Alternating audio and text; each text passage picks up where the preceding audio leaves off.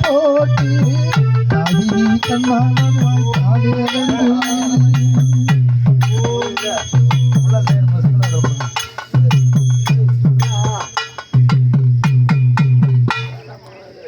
ஓடி வந்த இந்த கன்னிகளுக்கு இப்பொழுது நம் கிராமத்திலே மடியிலே காப்பு அரிசினை கட்டுகிறார்கள்.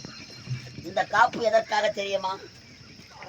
திருமண தடை உள்ளவர்கள், குழந்தை பாக்கியம் இல்லாதவர்கள், மனநோயால் பாதிக்கப்பட்டவர்கள், யாவல் துள்ளி சூனியம் என்று சொல்லக்கூடிய செய்வினை கோளாறால் பாதிக்கப்பட்டவர்கள் இந்த காப்பு அரிசினை பெற்று சென்று பயன்பெறுமாறு அன்போடு கேட்டுக்கொள்கிறோம். குழந்தை இல்லாதவங்க அரிசியும் இந்த கனியும் பெற்று சென்று ஒரு காட்டன் துணியில முடியிட்டு ஸ்ரீ கலதேவி நாடாளுமன்றம் நடைபெறுகிறது. மாதவிடாய் முடிந்து 7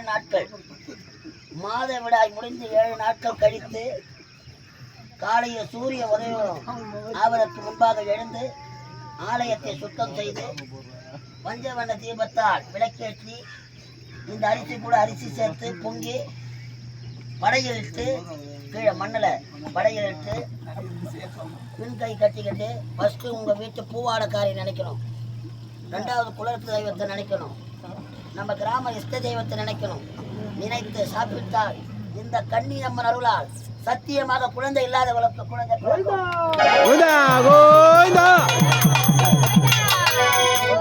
திருமண தடை உள்ளவர்கள் இந்த கனியிலே அரிசியை வைத்து தொட்டிலாக செய்து உங்க குலதெய்வம் எதுவோ அந்த மரத்துல இதை தொட்டிலாக கட்டணும்.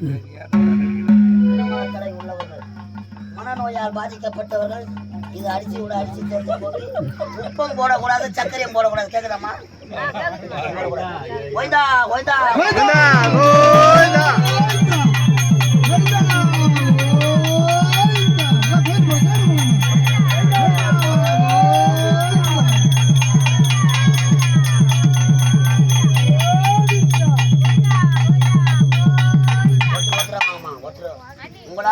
அம்மன் திருக்கரத்தால் காப்பரிசியும் எலுமிச்சங்கடியும் விபூதி தர இருக்கின்றார்கள். உடைய கருத்தில் இருக்கின்ற காணிக்கையை அம்மனுக்கு செலுத்தி அம்மன் கருத்தால் காப்பரிசியும் விபூதியும் பெற்று செல்ல வேண்டும் உங்கள் அன்போடு கேட்டுக்கொள்கிறோம்.